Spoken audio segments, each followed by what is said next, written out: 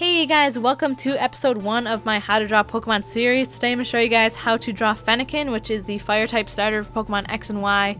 As you know, the game is not out yet, but I just looked online and found some images of it, and this particular reference image that I'm using is by Ken Sugimori, which is my favorite Pokemon card artist ever. So it's pretty cool that I can draw one of his drawing thingies on Kanto University. So for this Pokemon, just start off with a circle for the head. Just go for a plain circle. If you try to go for an oval or anything, I know his head kind of looks a little ovally, but go for the circle and then add everything on afterwards. Obviously the ears are kind of like rounded triangles, I guess you could say. They're just the basic ear shape for any like animal-like Pokemon. This one is obviously off of a fox, like a kind of fennec fox thingy, I guess, as you can see in his name. But as you can see, it has kind of dog and cat-like attributes. So his legs and stuff, you kind of want to draw like a dog. They're both like a dog and a cat. It's weird. Foxes are like dog cats, I swear.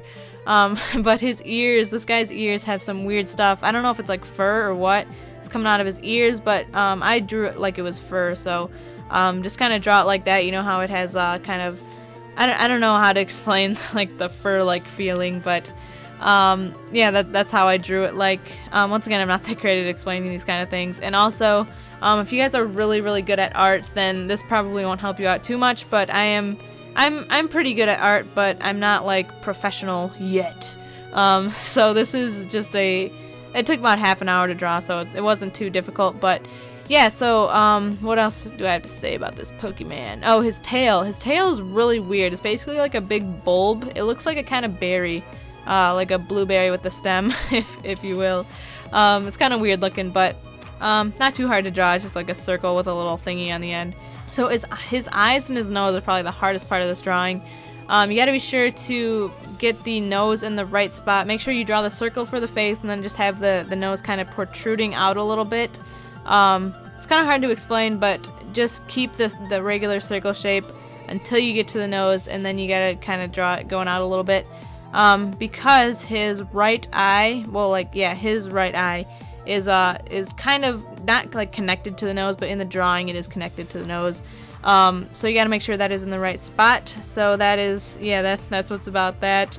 And his other eye is actually, it's not like a full circle. They're kind of weird where they're like half circles, or like ovally kind of.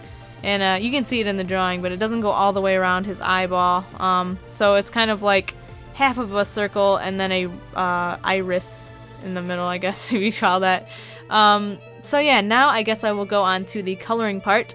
The 3 colors that I'm using for this I will have on the screen right now. I'm using Prismacolor Premier markers. You can use, you know, whatever you want, but basically the colors are like a light creamy kind of color, just maybe like a light tan, and also a reddish orange color. I couldn't figure out if the ears were red or orange, so I just went with red orange. The colors that I'm using are kind of weird named just because they're Prismacolor markers, so those are very professionally kind of markers if you guys want to get some of those if you're wanting to get into art a lot. So either get those or Copics. Both of those are really good markers. I forgot to talk about the outlining, but basically just stick to your guidelines. If you want less shaky lines, be sure to be distinct and like very straightforward with your lines. Don't try and do them really slow, but rather get a good like stroke of the pen, and it should work out fine. So for the coloring and shading for this Pokemon, there's really not too much. Basically all I did was, okay, so for the ears and the tip of the tail, it's obviously the orangish color, orange-red color, and then the rest of it, besides the bottom half of the face, is the creamy color.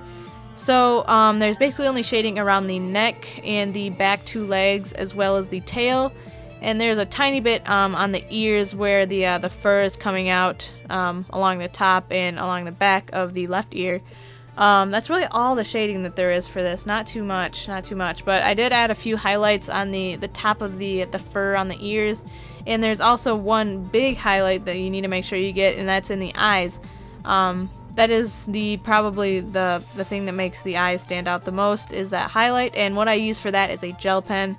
So if you guys don't have it's just a white gel pen. I just got it from Michael's. If you have any craft stores around where you live, I'm sure they'll have it.